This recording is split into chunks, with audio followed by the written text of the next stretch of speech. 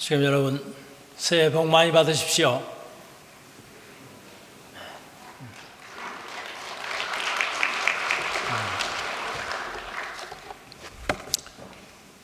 오늘 본문의 말씀 녹여 올리겠습니다. 사랑하는 아버님, 신년을 맞이했습니다. 이 온단에 하늘의 축복이 이 땅 위에 임하시옵소서. 새로운 한 해를 이어받는 이 시간에 역사적이고 천적인 연이 하늘로부터 땅으로 통하게 하옵소서. 그리고 모든 통일교회의 무리를 중심 삼고 모든 종교와 인류에게 하늘의 복이 연결되게 허락해 주시옵소서. 그리하여 당신의 중심이 되는 하나의 심정을 중심 삼고 한 가정, 한 종족, 한 민족, 한 국가, 한 세계로 뻗어나가게 하시옵소서. 이 나라의 역사를 놓고 볼 때 많은 의로운 자, 선구자들이 나라의 독립을 염원하고 정성을 들이고 수고하였으나 오늘날 남북이 하나 되지 못한 자리에서 정치의 힘이나 종교의 힘, 인간들로서는 결단을 볼 수 없는 이 시점에 있습니다. 특별히 섭리의 완성을 위해서 이 민족을 오래전에 품으시어 길러 나오셨던 역사의 진실을 오늘 이 민족이 알아야 되겠습니다. 그토록 염원하는 통일 한국은 인간의 노력으로는 불가능합니다. 우주의 주인 되시는 창조주 하나님, 하늘 부모님을 모신 자리에서 참부모의 축복을 받아야만 진정한 통일 한국이 이루어지고 세계 만민이 바라는 전쟁과 갈등이 없는 세계, 종교의 벽, 문화의 벽, 인종의 벽이 없는 세계가 이루어집니다.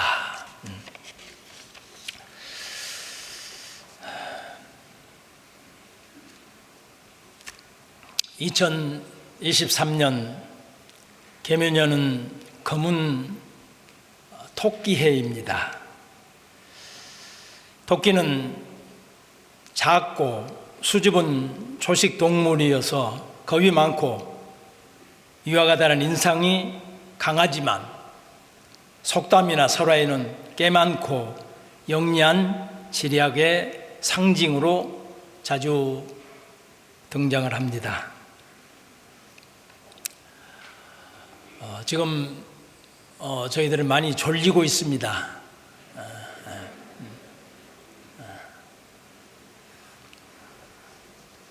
저도 졸리고 지금 다 졸리고 있어서 이 토끼와 거북이 경주를 생각하시고 졸리시면 집니다.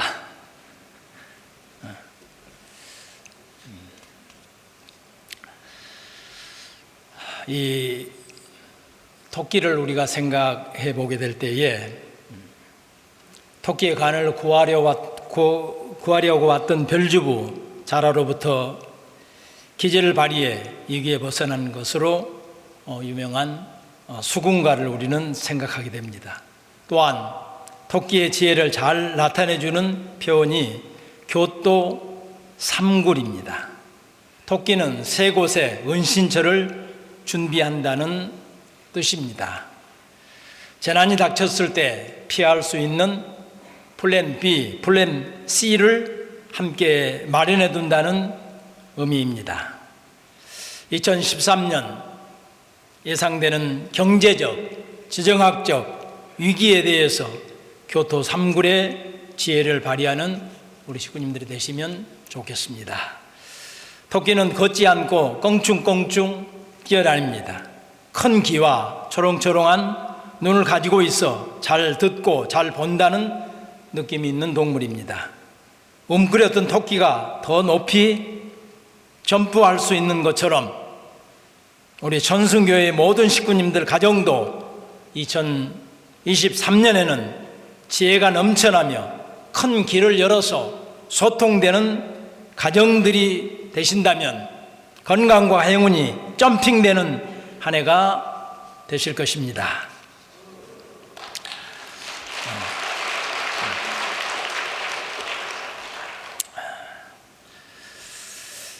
정월 조화로가 되면 쓰고 있는 단어가 원단이라는 말인데, 이 원단이란 말은 한 해의 첫 번째 태양이 어제의 태양과 똑같이 못하게 하는 묵은 시간을 태초의 시간으로 돌리는 개벽, 천지가 처음으로 생겨났다라고 하는 의미로 우리 선조들은 원단이란 말을 지금까지 써오고 있는 것 같습니다. 그래서 해돋이를 하는 이유는 어제 해 떴던 이 해와 전혀 다른 인류 최초로 천지가 처음 생기고 뜬 해를 바라보면서 소원을 빌어야 된다고 하는 빌기 위해서 해돋이를 가는 것을 생각해 볼 수 있습니다. 참 부모님께서도 늘 원단에 카운팅을 하시면서 오늘 뜨는 태양은 창조 이래 처음 뜨는 태양으로 바꾸기 위한 원단의 기도였다는 것을 오늘 우리는 본문을 통해서 볼 수 있습니다. 통일교회 무리 중심으로 모든 종교와 인류에게 하늘의 복이 연결되게 허락해 주시기를 간구하십니다. 다시 말씀드리면 우리 모든 축복 중심 가정들은 하나님으로부터 오는 복을 우리의 종족과 우리의 이웃과 이 사회에 나누는 복의 기관, 복을 나누는 연결시키는 고리로서 우리를 축복하셨기 때문에 우리들이 종족 메시아가 되는 것입니다. 사랑하는 시군 여러분, 살면서 어쩔 수 없이 쌓이는 마음의 쓰레기가 있는데 그 마음의 쓰레기의 이름이 첫 번째는 미움이라고 합니다.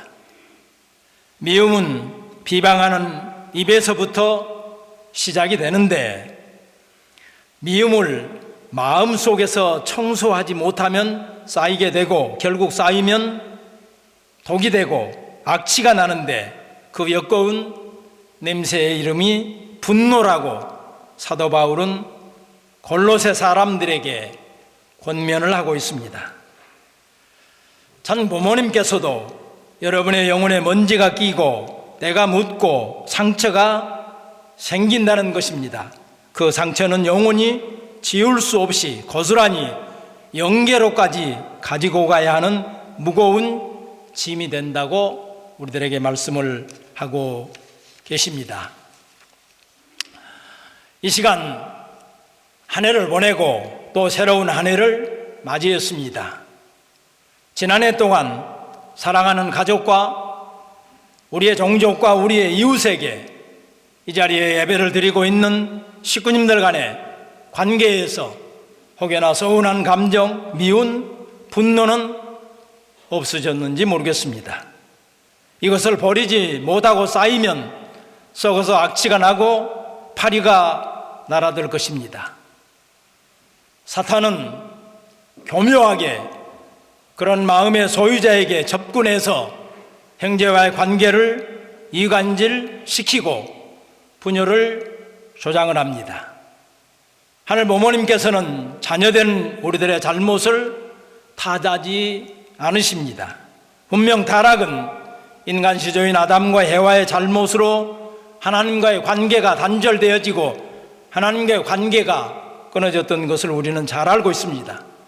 그러나 그 탓을 당신의 탓으로 돌리시고 우리 인간들로 하여금 어서 돌아오기만을 기다리십니다. 참 부모님께서도 우리들의 과거를 묻지 않으시고 우리를 부활 영생의 길로 인도하셨던 참 아버님의 93성상이셨습니다. 참 어머님의 80성상의 생애 노정이 오늘도 계속 되고 있는 것입니다.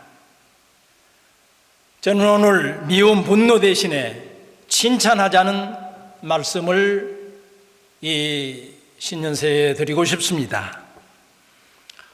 우리가 잘 아는 예화 가운데 하나가 무학대사와 조선을 창건했던 이성계 임금과의 대화를 우리는 알고 있습니다. 이 두 분이 조선을 창건하고 마주 앉아서 농담을 하면서 어떤 농담이라도 절대로 화를 내지 않겠다고 약속을 하고서 먼저 이성계는 무학대사에게 스님은 인상이 돼지 같다 이렇게 이제 얘기를 합니다. 아무리 농담이라도 조선을 창건한 1등 공신인데 돼지 같다. 스님에게 그것도 화낼만 분명히 합니다. 그런데 무학대사는 웃으면서 임금님은 부처님처럼 보입니다. 이성계는 깜짝 놀랐습니다. 나는 스님을 돼지 같다고 하는데 스님은 나를 부처님 같다고 하니 무슨 연이요? 또다시 무학대사는 웃으면서 돼지의 눈에는 돼지만, 부처 눈에는 부처만 보인다는 일화에서 보듯이 칭찬을 하려면 내 기준, 내 잣대를 버려야만이 칭찬이 될 수 있습니다. 칭찬하는 것 쉽지 않은 이유는 내 기준에서 내 잣대로 상대를 바라보기 때문입니다. 칭찬을 하면 사람을 얻지만 칭찬하지 못하면 사람을 잃는 것 같습니다. 사랑하는 식구 여러분, 올해는 미움과 분노 대신 칭찬하면서 사는 우리 한 해가 되십시다.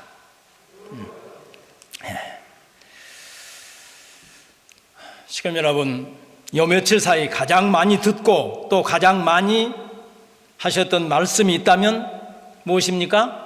오늘 설교의 제목이 뭐죠? 새해 복 많이 받으십시오 일 것입니다. 우리들은 연초가 되면 만나는 사람들마다 복을 기원하는 연례적인 새해 인사를 나누고 있습니다. 옛부터 우리 민족은 복 받기를 참 좋아했던 것 같습니다. 오직하면 이불이나 베갯니 또는 밥그릇, 뚜껑이나 수저 등 생활용품에까지 복자를 새겨 넣었는지 우리는 볼 수 있습니다. 중국에 갔더니 복자를 거꾸로 매달아 놓은 것을 보았습니다. 왜 저렇게 거꾸로 매달아 놓았냐 물었더니 이 복이 기어 들어오기 때문이다. 이렇게 이제 이야기하는 것을 들었습니다. 맞는 대답인지는 모르겠습니다.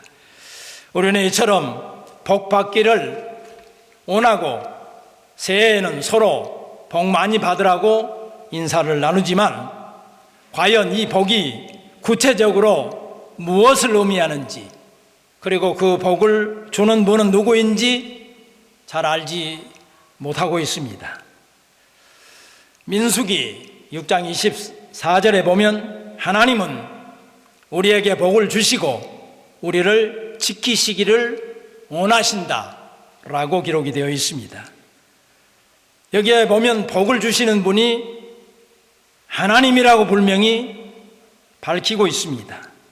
복의 근원은 오직 하나님에게만 있다고 기록을 하고 있습니다.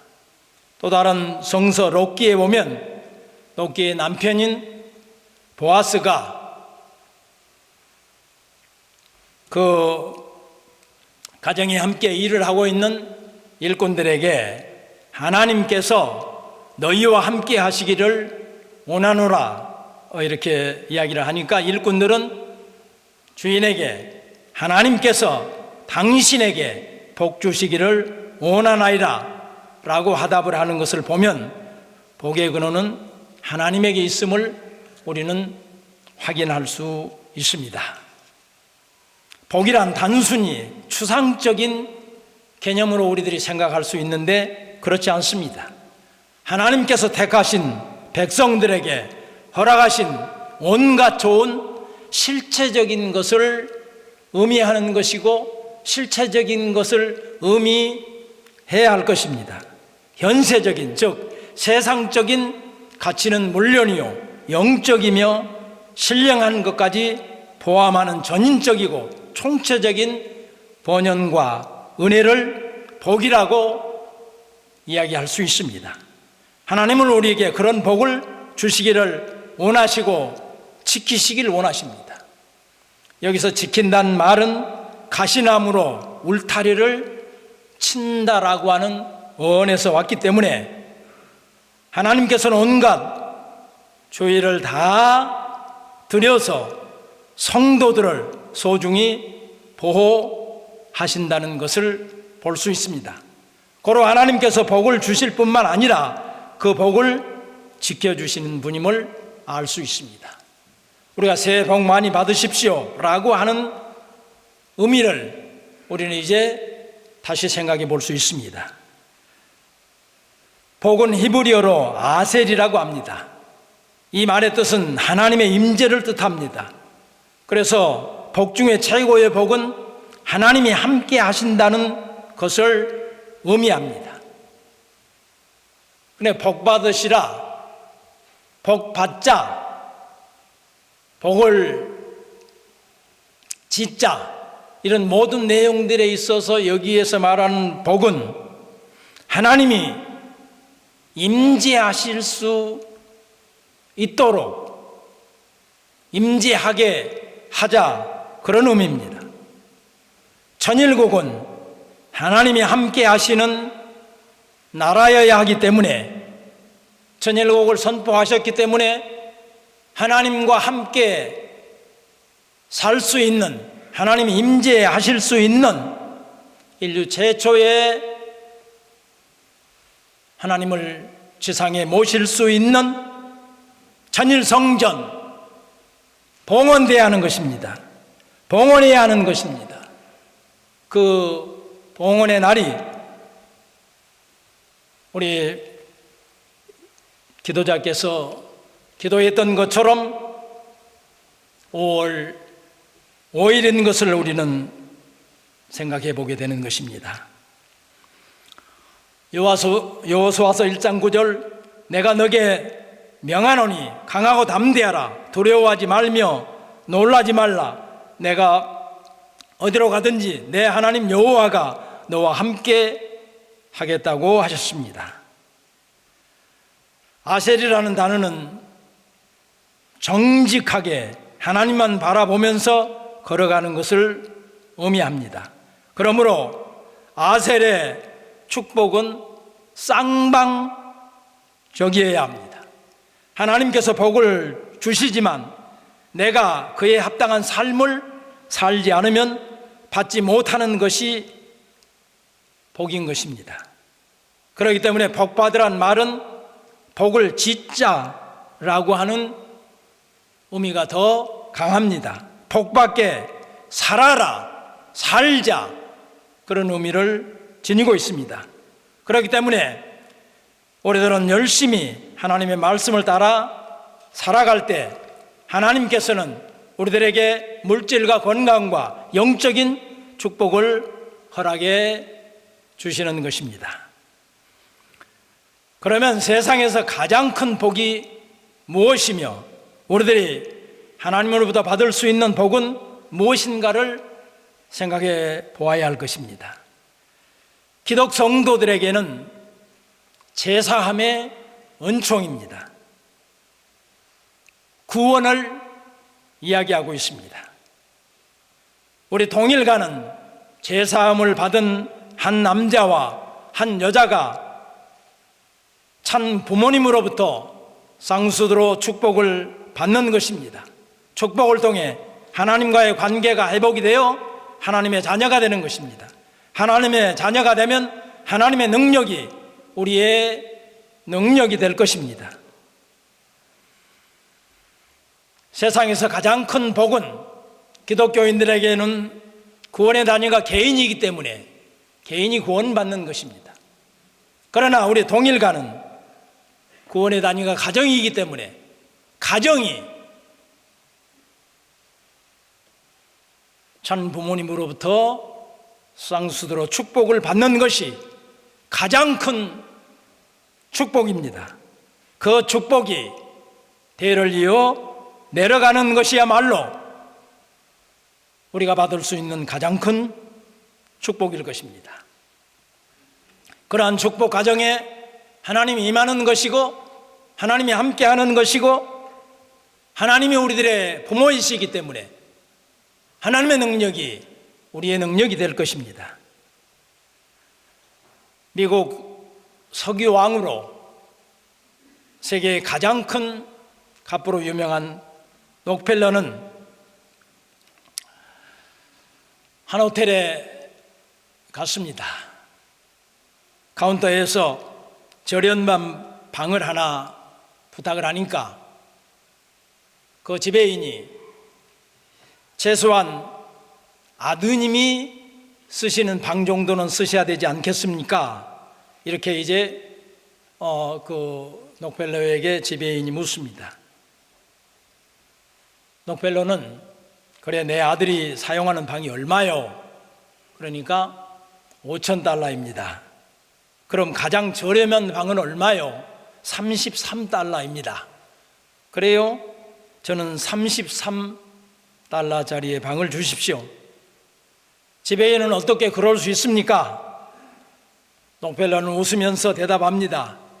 내 아들이야 세계 최고 갑부 아버지를 둔 놈이니까 비싼 방을 잡는 게 당연하지만 나야 가난뱅이 아버지를 둔 사람이니 저렴한 방도 가분하지요. 록펠러의 소탈한 면모를 보여주는 일화이지만 생각해보면 일리가 있습니다. 능력 있는 아버지를 두었다는 것은 자신도 능력 있다는 것입니다.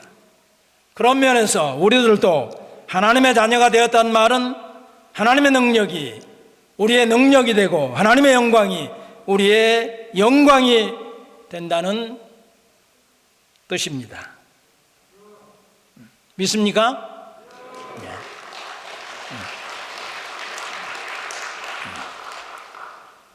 고로 새해 복 많이 받으시오 라는 의미는 하나님의 자녀로서 하나님의 권세, 하나님의 능력, 하나님께서 주시는 물질적, 정신적 풍요를 받으라는 의미입니다. 그러니 얼마나 큰 복이요 얼마나 큰 축복인가를 알 수 있습니다. 사랑하는 식구 여러분, 다시 한번 가식이 아닌 진심을 담아서 앞뒤 양옆으로 복을 빌어주는 인사를 다시 한번 하십시다. 장옆으로 새해 복 많이 받으십시오.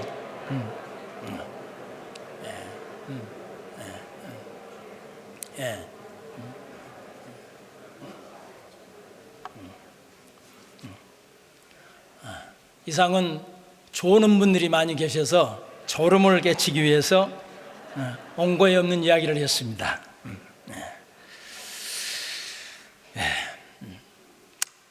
복을 받기 위해서는 하나님께서 임재할 수 있는 가정이어야 할 것입니다.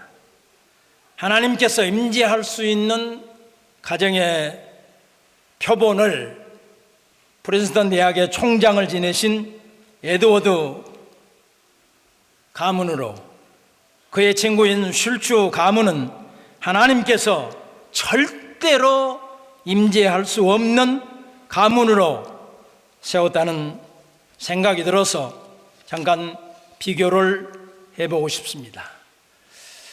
지난번에 한번 말씀드렸던 기억이 있는데 뉴욕시 이 교육위원회에서는 신앙인과 불신앙인의 후손들이 어떻게 다른지를 살펴보기 위해서 조사를 했습니다. 에드워드 목사님 가문과 뉴욕의 살롱 술집을 경영해서 거부가 된 그의 친구 슐츠 가문을 그들의 5대 후손까지를 조사했는데 엄청난 결과가, 매우 충격적인 결과를 보게 됩니다. 영상을 통해서 잠깐 3분 정도 되는데 확인해 보시도록 하겠습니다.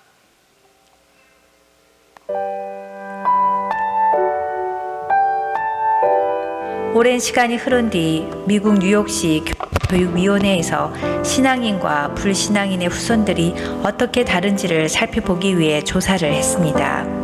신앙인의 표본은 에드워즈 가문, 불신앙인의 표본은 뉴욕에서 살롱 술집을 경영하여 거부가 된 무신론자 마커스 슐츠 가문이었습니다. 각각 5대에 걸쳐 후손들의 삶을 추적한 결과 놀라운 결과가 나왔습니다. 가정을 최상의 학교로 여기며 자녀들을 말씀으로 양육한 조나단 에드워즈 가문의 후손들은 모두 896명이었습니다. 그중 대학 총장이 12명, 주지사 3명, 인구 600만 이상의 대도시 시장 3명, 장차관 82명, 교수 65명, 의사 68명, 세계적인 사업가 75명, 뛰어난 발명가 25명, 군인 75명, 저술가 85명, 변호사 149명, 판검사 48명, 목사 116명, 공무원 80명이었습니다. 그의 외손자인 에런 버 2세는 미국의 3번째 부통령이 되었습니다. 어마어마한 명문 가문입니다. 반면 1062명이나 되는 마커스 슐츠의 후손들은 범죄자가 96명, 정신병자나 알코올 중독자가 58명, 율락 여성이 65명, 영세민이 286명, 이 밖에 460명이나 되는 사람들이 제대로 된 교육을 받지 못했으며 이 가문이 미국 정부에 손해를 입힌 금액이 1억 5천만 달러, 약 1,550억 원이나 되었습니다. 마커스 가문과는 달리 조나단 에드워즈 가문이 이처럼 위대한 가문이 된 비결은 무엇이었을까요? 특파원은 그 이유를 찾기 위해 현재 놀스탬프턴 교회의 목사를 인터뷰했는데 목사님은 위대한 가문의 비결로 신앙의 유산을 뽑았습니다. 에드워즈 목사는 11명의 자녀에게 성경을 제대로 읽히기 위해서 10대 초반에 히브리어와 헬라어 그리고 라틴어를 완벽하게 구사하도록 가르쳤다고 합니다. 이 가문에서 예일대학교 총장도 나오고 교수도 나오고 수십 명이 예일대를 졸업했습니다.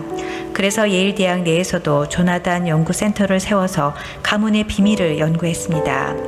예일대학에서 내놓은 결과도 에드워즈 목사의 가문이 위대한 명문가가 된 것은 신앙에 기초한 사랑이었습니다. 믿음으로 인한 가족의 사랑이 위대한 가문을 만들어냈다는 것입니다. 여러분은 자녀에게 무엇을 물려주길 원하시나요? 큰 집, 고급 자동차, 부동산, 기업을 물려주길 원하시나요? 아니면 내가 이루지 못한 꿈과 하늘, 자식이 대신 이루길 원하시나요? 우리가 아이들에게 물려줄 최고의 유산은 바로 부모님의 신앙입니다.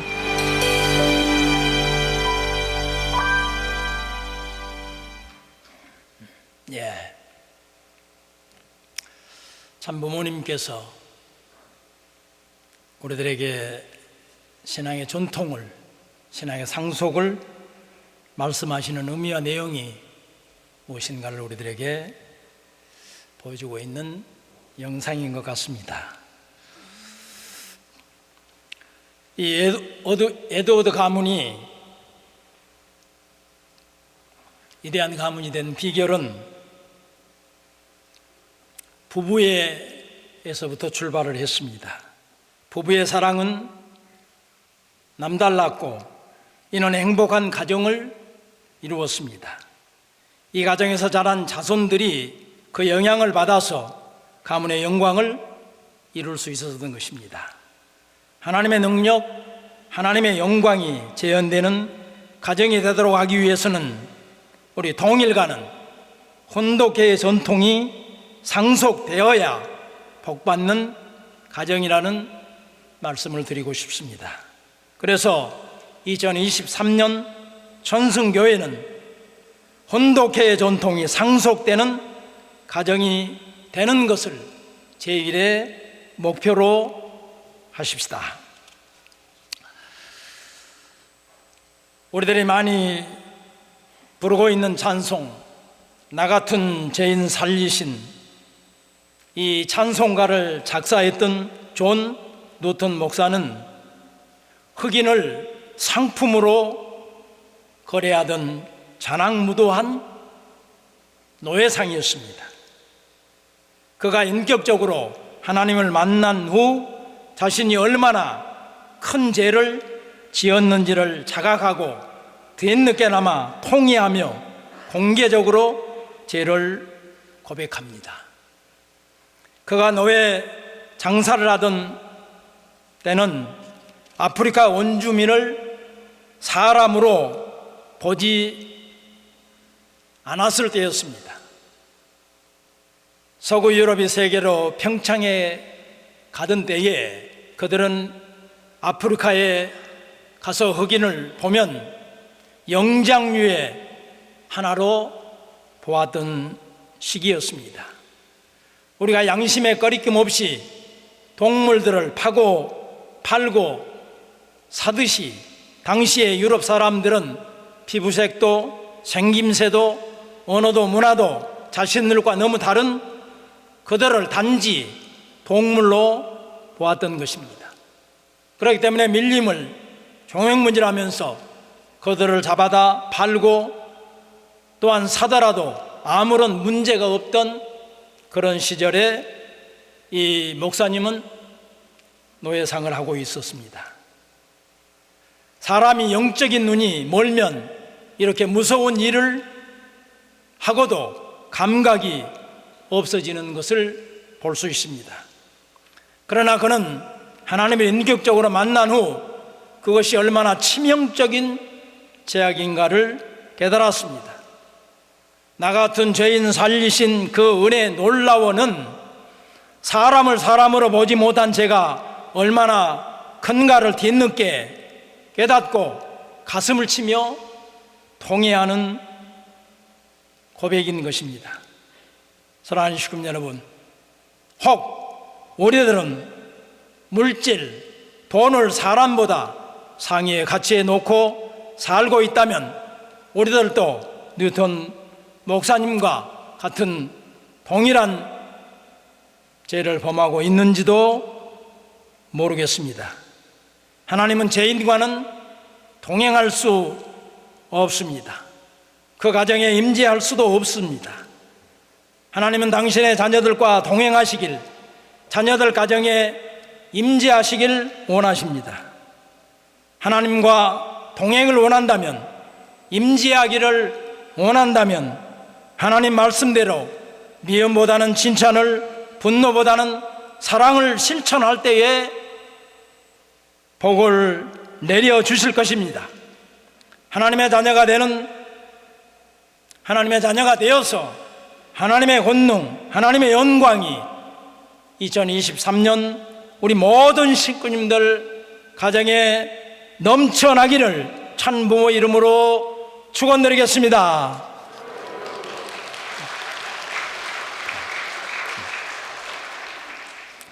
다 함께 조금 전 말씀드렸던 나 같은 죄인 함께 찬송하시도록 하겠습니다. 다 같이 일어나셔서 찬송하시겠습니다.